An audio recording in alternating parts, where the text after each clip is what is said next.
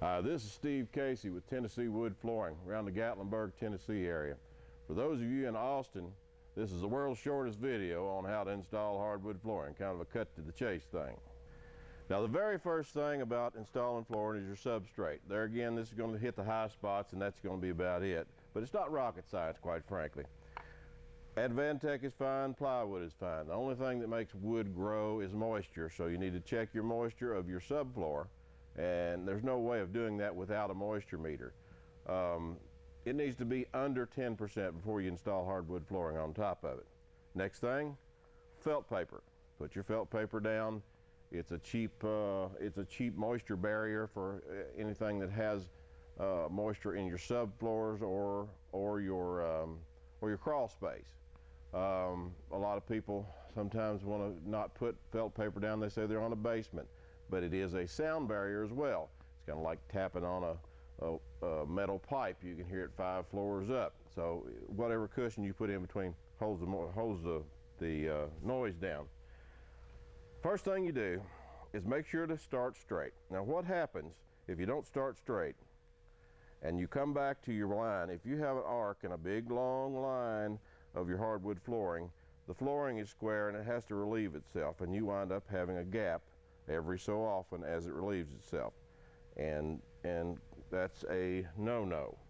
The next thing is wood breathes. Wood, that's just the nature of it. Law of physics says in the summertime, when the moisture gets into the wood, it will become just slightly bigger. You multiply that times the number of boards, and there you've grown too much. So you leave your gap on the outside of the wall. Never bind hardwood flooring between, for instance, a fireplace and a metal threshold without any place for it to breathe through the seasons. Now, if your flooring cups just a little bit in the summertime where the humidity's high, don't panic.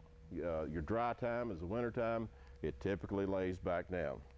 But as you start your boards, make sure that you've chalked your line, and go back and check your line every so often that you haven't knocked it back off askew.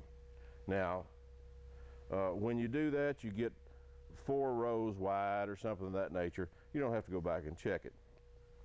Make sure to miss your joints. Miss your joints at least, 3 inches. There again, common sense will tell you if you're laying, if you don't miss one more than 3 inches, nobody's going to die from it and you'll never see it again. So flooring is tongue and grooved on the ends and the side. All certified flooring now is tongue and groove on the ends and the side. It has a certain amount of structural integrity in and of itself, so you can you couldn't move it as far as up and down even if you wanted to. Miss your joints about 3 inches. Now this is a pneumatic nailer. All this amounts to at about a 40-degree angle. It goes on here. It's obvious. It goes into the tongue, clips onto the side. You hook your air hose up here, take the hammer, pop it. It'll drive the nail. Some you want to hit harder, obviously, because if a board has taken on some moisture, it may have just a little turn in it and you'll have to hit it harder.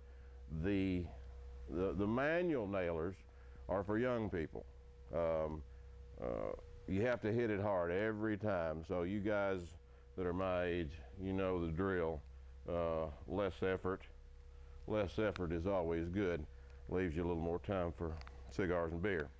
Other than that, it's not really rocket science. Now there's 1,000 other things that are involved in installing hardwood flooring, most of which common sense will take care of, some of which it won't.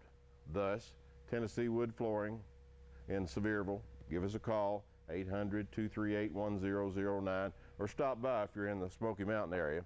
And if you have some questions, you'll get somebody on the phone and we'll give you our advice on it. We've been doing it quite a while.